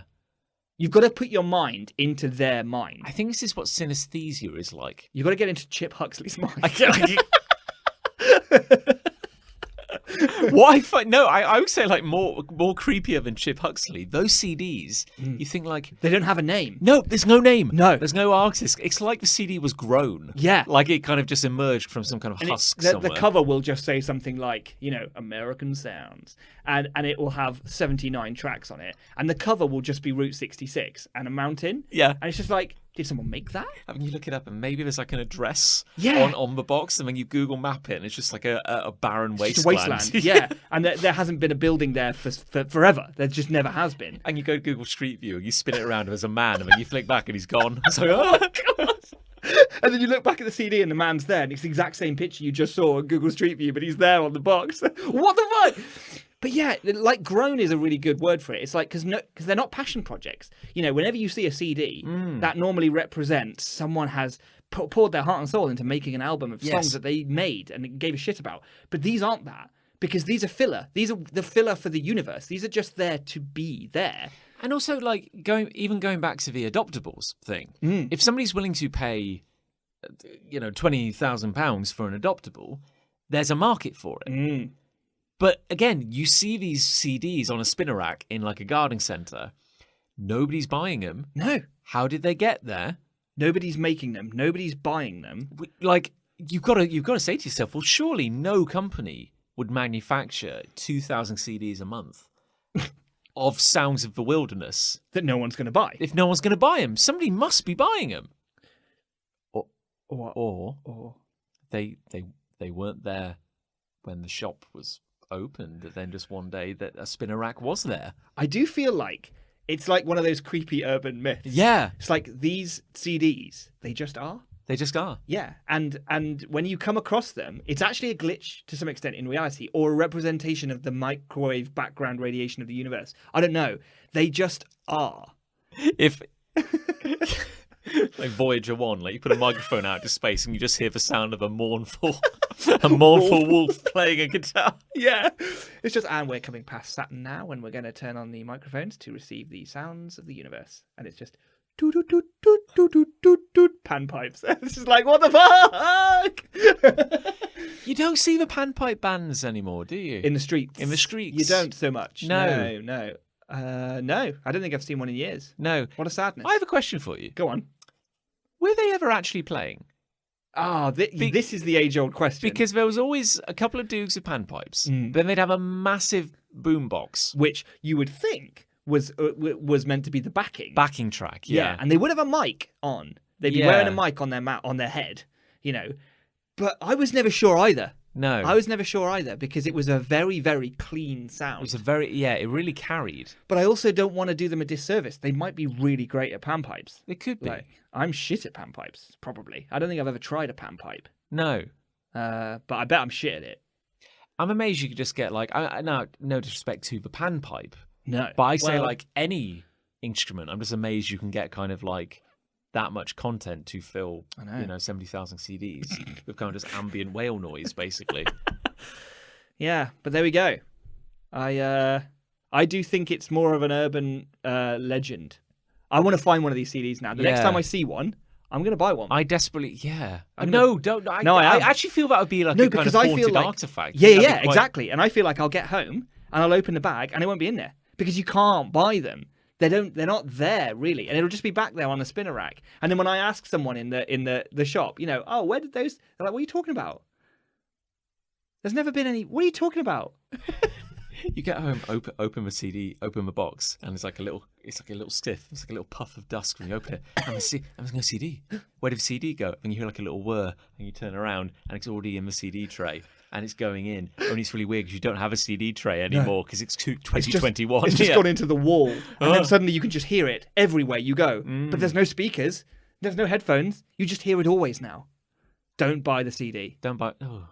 This sounds like an SCP now. It is a little bit of an SCP, isn't it? Yeah. Do you want water or something to? Yeah, should we moisten? We'll have a break and moisten. Yeah, let's moisten up and then we'll come back. Yeah, the Moist Boys.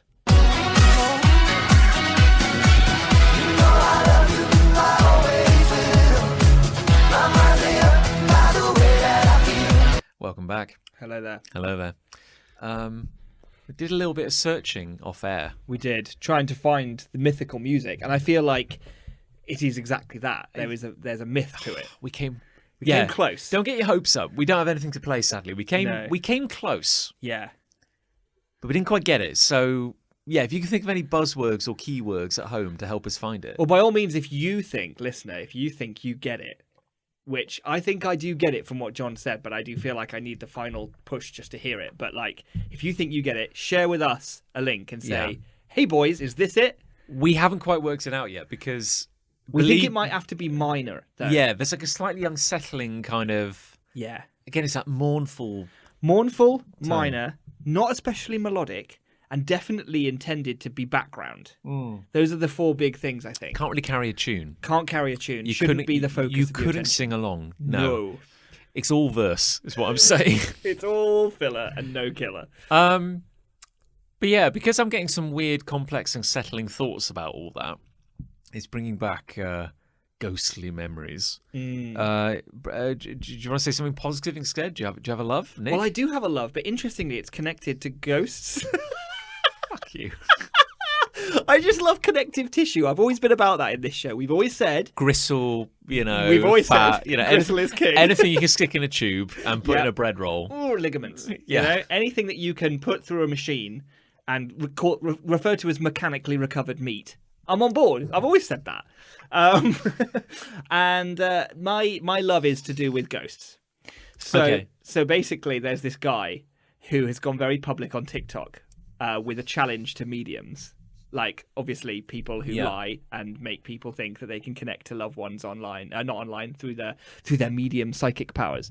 And this guy, awesomely, had a best mate, and the two of them came up with a passphrase that they would only tell each other. They're the only two that know this phrase. And they said, if either one of us dies, Yes. then I want the living one, to go to a medium and say, connect with him. And he'll say the passphrase, and then he'll pass it back on to the medium, and then the medium to the living chap. And sadly, there's the sad part of this story is that one of them has died, and the one that is alive has now gone very, very public online with an open challenge to any medium to say, connect to my best mate and give me the passphrase. And this is brilliant. Like, it's only just begun, so already some mediums have said they'll do it. Which is insane to me because they're all liars and it's bullshit. But And they must know. They must know they're lying. They must know they can't speak to the dead. Oh yeah, but like what? Or best case? Well, no. Best case scenario, they think they can speak to the dead, and they're going to do it. Yeah. And it's not going to work because, of course, the energy wasn't right that day. They'll say. Or there was like a negative influence in the room, and it, wasn't able to connect. You know? Or they're just lying. Mm-hmm. And they'll do it anyway because they know people will still. I think that's the thing, isn't it? Is that their whole shtick it doesn't matter whether there's proof or not. Like, people just want to believe, and they're going to. But I do think it's great. Like, this is one of those dream situations where you come up with a way that you can prove something, but it involves, sadly, someone dying. Well, apparently, and again, not to take this away from this person, because it's a very cool thing to do, particularly after a tragedy like that. But I think Houdini was the first to do this. Oh, really? I believe it was either him and his wife, or it was him and one of his mates. And he said, look, if I die, because he was a noted skeptic. Yeah, he said, like, if I die, I here's a phrase. Yeah. And I'll, if I do find myself in a ghostly realm, I'll be right at your side with that magic. Tug harder. My God, it is. It is. It's true. It's all true. Blast my cash. Yeah. Yeah, I just thought that was quite funny. I just thought it was a chance to expose these bastards once and for all. I'm trying to. It's anything. It's too good a love because it's so succinct. I'm trying to. I know. Yeah. I've sort of add to it. I've sort of rounded it off cleanly. But hey, we've waffled on about adoptables far too much, so No. Anyway, but no, it's good. No, I agree 100% because it's it's trash. Like it's really awful. Like I think it's really interesting because like one of the psychics that came forward, she basically duetted to his TikTok and was just like, yeah, I'll take your challenge, and I need to check in actually because this was like a week or so ago. I need to see if they've done it and did she and like what's happened. Turn on her phone without using her hands or anything like that? Did she telekinetically connect? You with wish. him? You wish. No, it was purely just. Did she haunt his UI or something like that? Just like an emoji. Yeah. No, all she did was say, I will take this opportunity. I'll meet with you physically somewhere, and we're going to do this. On the spirit plane. Yeah, if you could just project astrally. We'll do battle, yeah. with your psychic self. And then, weirdly, her like husband / manager / agent came on and did a follow-up video on her channel, just going, Sharon will accept the challenge and is, of course, going to prove that she can, communicate with the dead effectively. But, however, yeah, we will have to do some preliminary research to check that this person is for real and that he is not trolling and blah, blah, blah, blah, a whole list of like mitigating circumstances. And so we will get back to you as to whether or not those. This research ends up fruitful. And I think that's a very convenient way out because she can publicly say, I'm up for it. And then her manager can be like, no, we found something. And turns out we're not going to do it. It's a business. It's a business. Like wherever, a bit of scratch. Yeah. It's like when Psychic Sally, I think she's a big name. Yeah. I think she did a show at the Cheltenham Town Hall. Okay. And I remember seeing like her poster outside. And of course, if you ever get up close to a medium's poster, of course, you're instantly repelled by the psychic energy. Yeah. But you get it's wonderful because you get to see the legal stuff. Because I guess like all the venues, like she can say whatever she wants. Yeah, but they don't want to be tarred with that. Yeah, exactly. So like it's like Psychic Sally, big letters and like may not be psychic. Every letter in those two words has air quotes around it. P may or may not be a P. Psychic Sally. Yeah, like every. And it's like Psychic Sally, like, the nation's greatest clairvoyant, join us for an evening of like, spirits and, a glimpse beyond the veil. And then at the bottom it says like, Psychic Sally Incorporated in the Cheltenham Town Hall acknowledge that this is a work of entertainment and we do not suggest in any way that, Psychic Sally can genuinely contact the dead or something like that. Yeah, but then they'll address those T's and C's by going, we have to say that. Yeah. But I can communicate with the dead. Psychic Sally, big Psychic Sally. I was listening to something really grim earlier today, actually, which was not about psychics, but is in the same field as like grifters and stuff. It's about the, I was going to say medical practice, but no, the pseudo medical practice of drinking bleach. Oh my God. As in like, hey guys, here's a great idea. Drink bleach and it will like cure cancer Great. and autism. That's a cool thing to say, isn't my it? God. Yeah. So there's these companies, not many of them, but weirdly more than there should be, Yeah. that will sell a drinkable bleach. Right. As in any bleach is drinkable, but they're like, here's bleach and And it is bleach? yes. Okay. But here's the thing, like this is where It's flavoured. it's effervescent. Ew. Unlike my cider. But no, it's like it's for things they can and can't say. Oh, I see. So Right. like this one company is like, all those ignorant haters out there say that we're telling people to drink bleach. We don't tell them to drink bleach. The product we sell, like Miracle Juice, doesn't contain bleach at all. And we're like, yes, that's true. It doesn't contain bleach. However, you yourself sell 2 products. Oh. And you sell the Miracle Juice and you sell the Miracle Juice Activator. Oh, my God. And the moment you pour the activator into the Miracle Juice, it didn't have bleach in before. But now it does. But now it absolutely has 'Cause bleach you in just it. poured bleach into and then that. and then you're like, drink it. Oh, my God. And then the other one, there's this lady, I can't remember her name, but she's like she sells a lot of these like alternate health things. Yeah. Alternate medical things.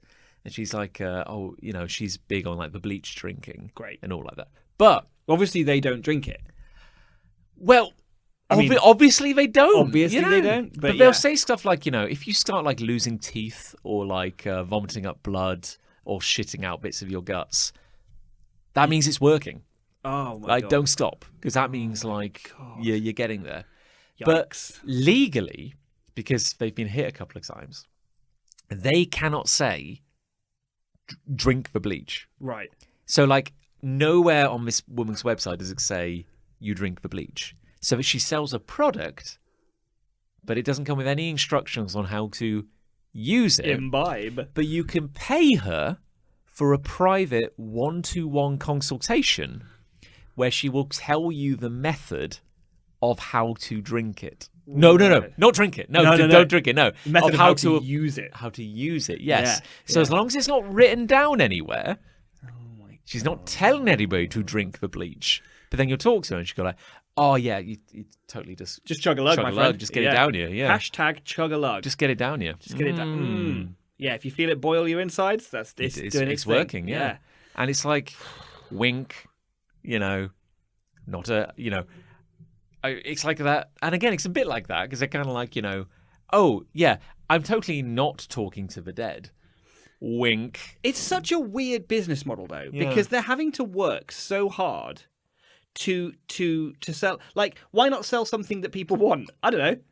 Why not sell something that they're legally allowed to sell? Why are they so committed to selling something that they also know kills people? I don't understand. It can't be that lucrative. If people can make a living online selling palette swapped sexy dragon boys with massive dicks, like just so on wide big, paper. yeah, on wide paper, you have no excuse selling drinkable bleach.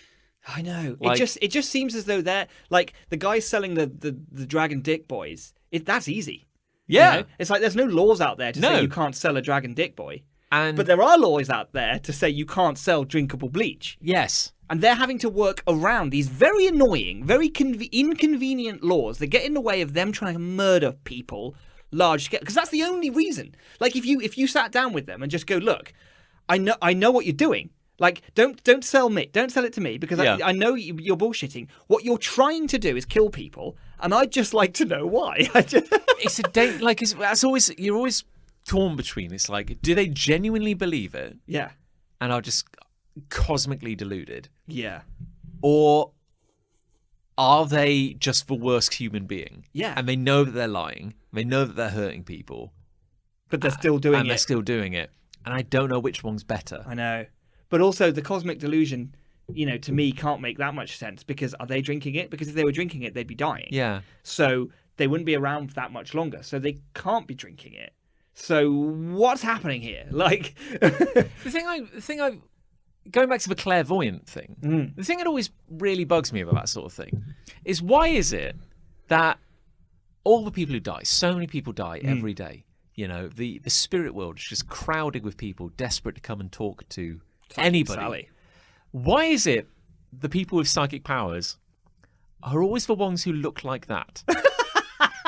You know what I mean? Why is it that, like, I could tomorrow discover that I have an incredible gift and I can talk to the dead? Why would I then immediately assume all the trappings of a TV psychic? Yeah. You know what I mean? Why would I dress in that particular way?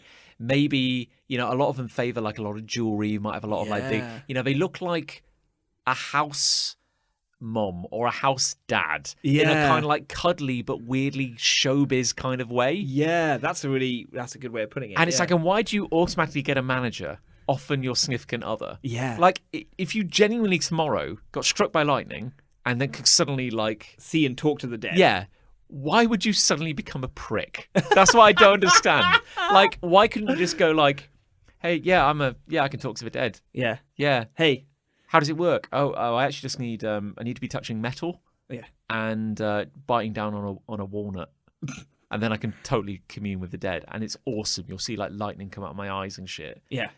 But it's never truly weird. Because No. I can imagine if a human could talk to the dead, It would be fucking weird. it'd be some David Lynch shit. Yeah, this is the thing, isn't it? Yeah. Like, surely the best way to sell the fact that you're doing something incredible is to look incredible, like to stand out. Like, the idea of communicating to the dead is both impossible and magical and arcane. Yeah. And it's like, you could do anything. You could appear, and if anything, you could add more credence to your performance, because let's be honest, it's a fucking performance. Oh, yeah. If you stood up there and you wore like a onesie, that was engraved with like inlaid copper wire. I don't know, like you go to see I'm trying to remember his name. Is it John Edwards or something? He was a big psychic or something. Oh, I don't know. Sure, okay. Yeah, you go to see like John Edwards live on stage, and you're expecting like a cardigan and an evening of him walking around with the audience, going like, "Has anyone lost an Adam? A Mark? What about a Ben? Oh, yeah, I've lost a Ben. Yeah, and had it been at the end of a long period of suffering? Oh my God, yes. It's like you know him. Yeah. What if they go there expecting that? And what they actually get is John Edwards comes on to an unlit stage, lights a single candle and goes, "Tonight, ladies and gentlemen, we're doing it for real."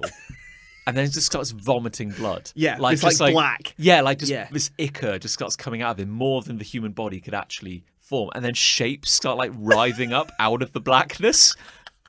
Yeah. And people try to leave, but they can't. Yeah, the door's gone. The doors are locked. The wall is just a sealed like brick wall now. Yeah, and they're looking at the back of the stage, and it's suddenly so much further away than it was before. And there's just this kind of howling emptiness at the edges of the stage. And there's wind constantly blowing. Yeah. But they're indoors in a sealed room. And just like his body is just kind of like rotating around some invisible point. And he's stark naked. He's stark naked. Purely like day he was born naked. Yeah. Not a jot, not even jewelry, nothing. Nothing. And, metal becomes clammy. Yeah. Fabric begins to rot. And then after 2 hours, the lights come back on, and he goes, "Well, thanks everyone." That's, just brushes his chest down. There's ash coming off of all his hair, pubes included, have just turned to like cinders. And then like the house lights come on, and the stage is just like splattered with black liquid and like burnt hair. And he's just like, "Smells bad, doesn't it?" Anyway, next week. And then people just like mill quietly out. And someone go like, "I don't know. I'm still just skeptical about it all. I can't shake the feeling it's all just clever showmanship." Yeah, I mean, I saw backwards through time and space, but I didn't see Grandad. So, what was that? No, it's weird. I mean, when he started vomiting up those kind of skulls, and I kind of saw my own death. Yeah, it was pretty. But I really just want to know what where my husband buried the gold. Yeah, that's all I care about. And he didn't tell me that, so I'm going to say I'm still on the fence. Yeah, after that, skeptical. So what I think we're both saying is maybe we need to reassess our prejudices. 100%. Yeah, 100%. agreed. Yeah. Let's do it. I think Dara O'Brien goes on about the time that it may have been Psychic Sally, and she was doing a show somewhere in Ireland, and he said at some point in the night the audience just turned on her. Oh my God! And she be going like. Like someone back would be like, Sally, can you speak to my to my mum? Can you find my mum? And he goes, oh yeah, and have you lost her, dearie? Oh yeah, I did. Yeah, he goes, oh yeah, no. Oh, okay, dear, she's coming through now. Speaking to you. Oh no, it's fine. I found her. She's right here.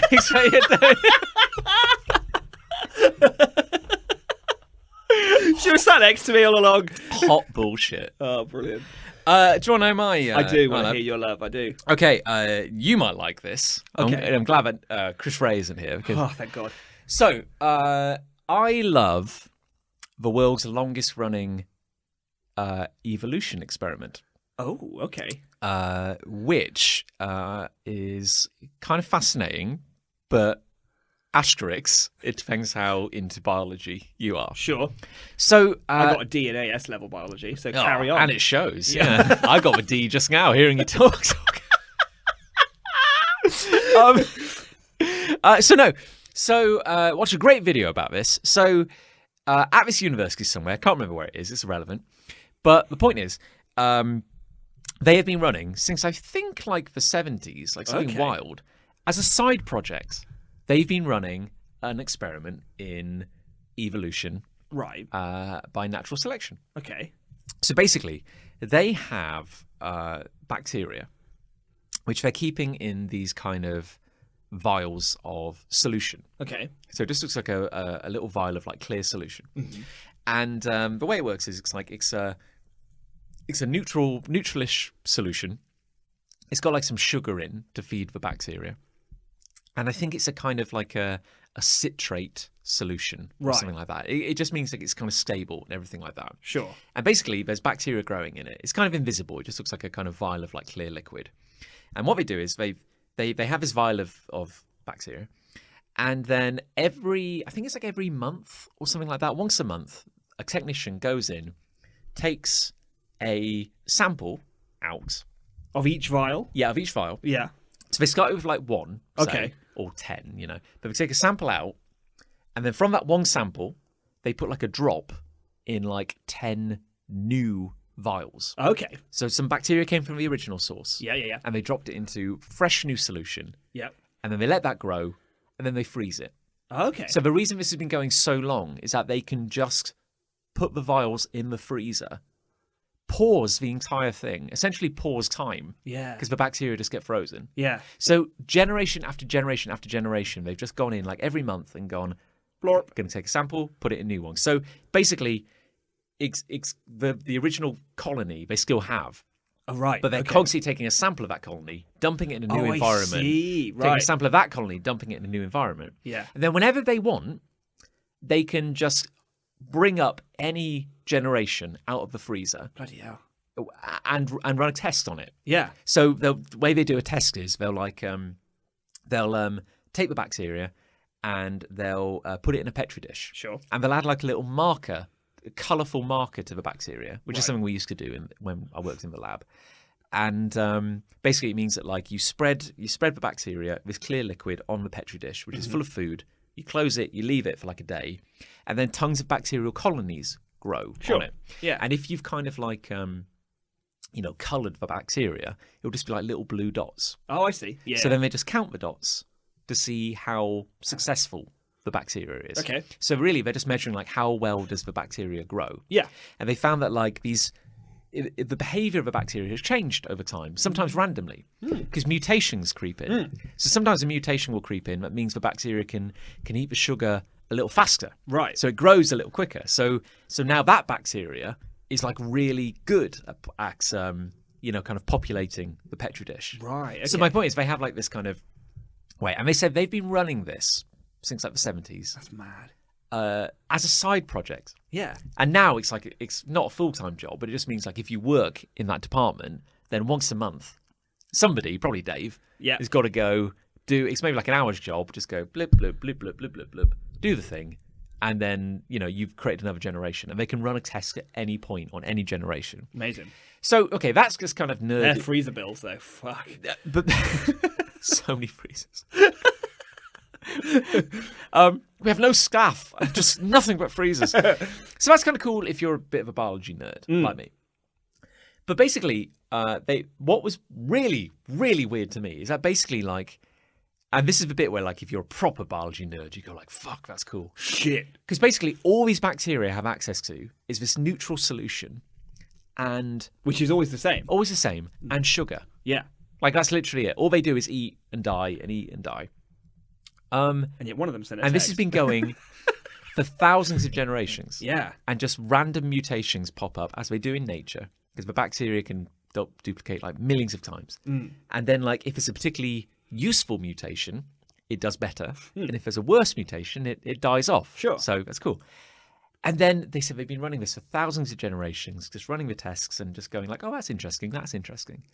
And then suddenly, out of nowhere, a random mutation popped up that allowed the bacteria to start eating the neutral solution.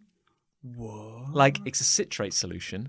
And out of nowhere, out of the blue, the bacteria spontaneously developed an ability to turn it into sugar.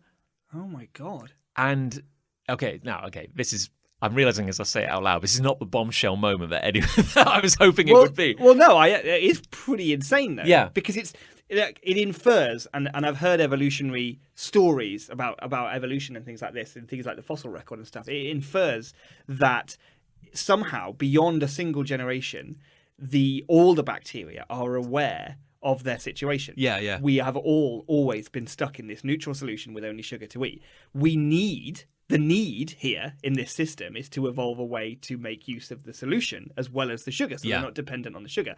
But there's no way that a single generation could know or actively change themselves to do that. And yet they did. Yeah, because it's wild, isn't it? It's like, nowhere in this... It'd be like... it's a crude analogy, but it's like... I don't know. I'm trying to think, like, if you had, like, mice, generations and generations of mice in I don't know, in cages, and you were running evolution experiments on them, and then at just some point a mouse spontaneously developed the ability to eat metal. Yeah, and could get out of the cage. And it's like he evolved the one thing he needed. Yeah. That it needed to escape the experiment. It's like that. And the thing that was just cool about it, it just shows that, like, and it's easy with bacteria because you can get billions upon billions of generations in a short space of time. Yeah. It's simply that, like, and again, it's a very cool video, but it just showed that, like, mutations are weird. Yeah. And they happen all the time.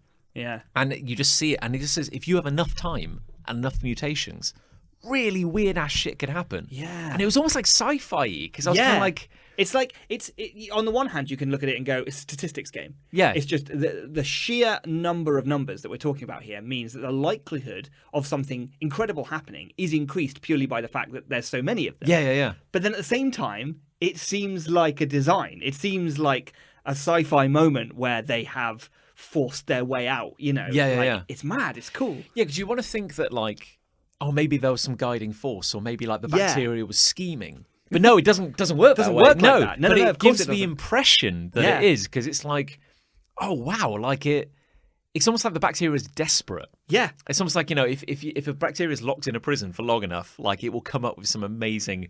And it is like a prison break. It reminds me of a story, actually. You may have heard this, being knowledgeable about biology, but there's in the fossil record, there's millions of years of records of this one particular sea-based organism that basically was kind of like an ancestor of the sea anemone, but it was just a worm, basically. And it successfully just stayed being this worm for millions of years. It was doing something right. Yeah. It nailed its position in the food chain, in how it moved around, in how it preyed, in how it fed, and it flourished in that time. And they have seen it across the fossil record, dating the stones that it appears in, across millions of years. And then suddenly there was this one point, like millions of years ago, where it just went mental. And it, like, they tried loads of different things. It went into spiral shapes. It went into triple heads. It had 3 different heads. It had, like, a tail that allowed it to move faster. But it was all the same species. And that one worm just was gone. That form that it had and that was so successful for millions of years was gone in favor of trying loads of different mutations that all happened over actually comparatively a few thousand years. Yeah. And then it died. And it was as if its time was up. And it was as if it knew its time was up. So in that last few thousand years, it was like, I've got to try something. I've got to try something that will allow me to keep living, because my counter is coming to an end. My life cycle of millions of years with no reason at all. Nothing changed in its environment. Nothing changed about what was predating on it. Nothing. And it just suddenly went, fuck, I'm out of time. I'm going to try spirals. I'm going to try multi-heads. I'm going to try... And it all failed because, of course, it was trying random shit that was just killing itself. And then it died. How weird is that? And it's kind of the same thing. It's like it knew a limitation and it tried to evolve beyond it, but it failed. It's so strange.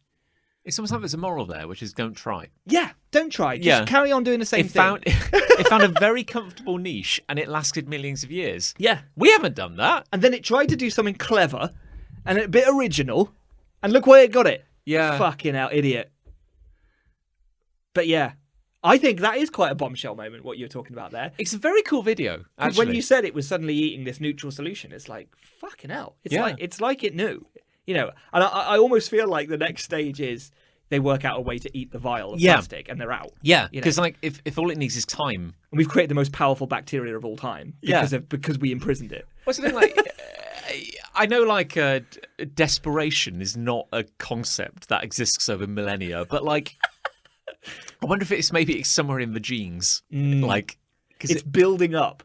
You know, Yeah. it's like every generation has got a frustration and it doesn't know why. you use the tools at your disposal, and yeah, it's like evolutionary. It had a hammer, so everything looked like a nail. So it just had to kind of like Maybe work. that's why I'm so anxious all the time, because I've inherited all of the frustration of humanity up until this point, and I'm just the latest evolutionary mutant of my species. Yeah, like because our genetic record is a long line of being eaten by big things. Yeah. and now we're like here, And genetic memory yeah, from one generation to the next, it's compounded.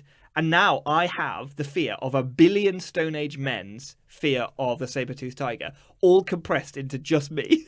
That's why I feel like garbage every fucking day, John. You know, God, this is such like a niche, stupid thing. But you know the uncanny valley, Yeah. which I'm sure most people listening do. But the idea that, like, as I understand it, when you're trying to make an artificial recreation of a human, Yeah. there's a bit where you like go, oh, that's cute, it's a robot. That's cute, that's a robot. Oh, it's getting creepy. Oh, it's too much like a human. Oh, now it's a perfect human. Yeah. So, like, you're fine if it's super realistic. You're fine if it's So shitty. stylized. Yeah, or shit. Yeah. But if it's not quite there, then there's something awful about it. yes.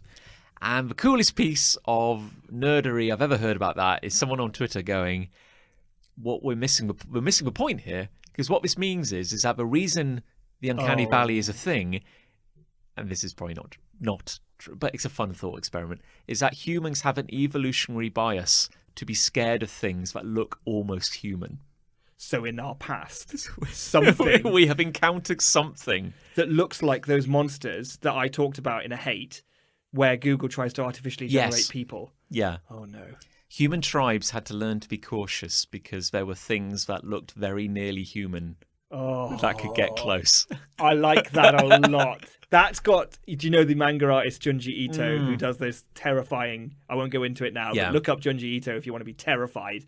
But that's got his vibes about it. This uncanny feeling of fear. Ooh, that's got my spine tingling. I like that one. Yeah. That's Jack, who's listening. Yes. Yeah, he sent me something about that the other day. Did he? Yeah. About Junji Ito or about the Junji Ito, yeah. Yeah. This is my whole... Oh no, not that one. That's horrifying. It's really grim, that one. I Yeah, don't like that that's one. a bad one. Yeah, if you're not familiar with Junji Ito, I'd say Google it. But If you don't like horror, if you don't like anything, if you don't like horror that lives with you after you've read it for a little while, he's not the one to read. yeah, because it's a funny thing. I'd always kind of genuinely thought that it is not. I'll be proved wrong one day, but I feel like it's not possible to be scared by a comic.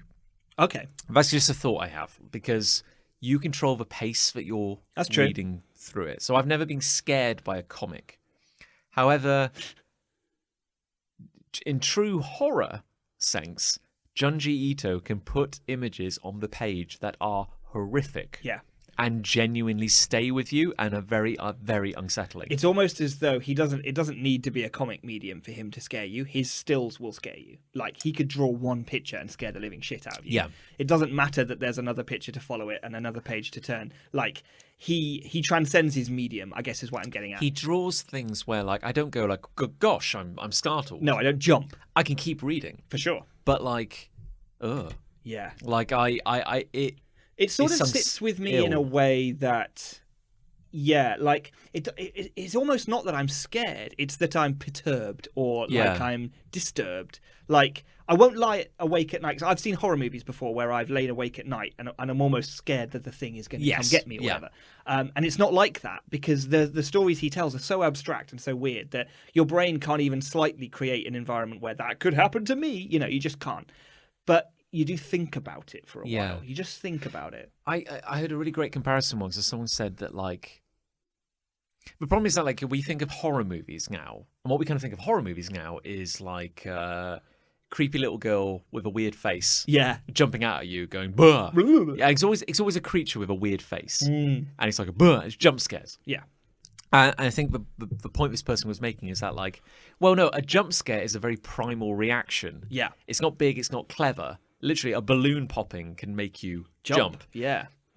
But they're saying that, like, horror and terror, we're saying, are two different things.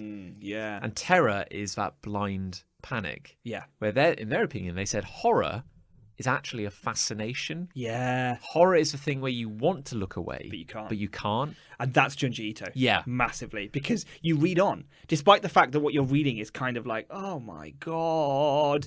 You turn the fucking page and yeah, you're right. It's fascination. You dive deeper for some reason. It's quite a powerful skill because it's like you could just have a comic or a book or something just full of really sickening images. Yeah. And you just be going like, oh, that's disgusting. Oh, why am I looking at that? Oh, that's grim. Yeah, you'd stop. Which is not, it's not the Junji Ito kind of thing where you're like, oh, like, it's unsettling. Like, it's not just horrific. It's like, oh, like I can't stop looking at it. It gets under your skin. It does. That's the perfect phrase. It's really horrible. Uzumaki? Yes, is the one about spirals. Yes. Yeah. Which I really don't like. Yeah. Like, I've read the whole thing and I do not like the it idea at all. of spiral being an infectious thing. Oh. Yeah. Oh, it's not good, folks. Oh, so we ended the loves talking about something we hate. Yeah. Well, no, I don't hate. I really respect him as a creator, and I do think his work's incredible. But I don't own any Junji Ito books because I don't like the idea. Want to, no. It would sit on my shelf and it would radiate this energy. Yeah. And I don't need that in my life. But I've read them online. He has a new series coming out, I believe, actually. Which I think is Uzumaki based. Some of it is going to be anime-ized of that particular story, but other short stories as well. They're all short episodes, I think. Coming to a Netflix near you, I do maybe. Believe so. I don't know. Yes. Well, maybe it was fitting that we ended talking on horror because we are coming up on the spookiest month. Indeed. September. Yes. What? Get your car serviced. I have to get my car serviced in September. We've just had our service. Oh, yeah, it's a little spooky. Yeah. That was it. It's scary, to be honest. Yeah. Was it the tiny car or the car which is... the giant car. Ah, and that's always dying. And we thought, oh no, it's going to be... And yet it flying colours. So it flew, in fact. Supercar. No. Lost my way. Good old supercar. Yeah. On this very refined episode of A Show Called Hate, without that, that lout.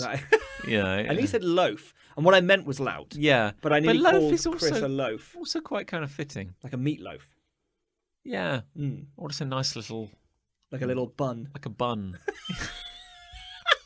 We'll tell him that we called him a little bun.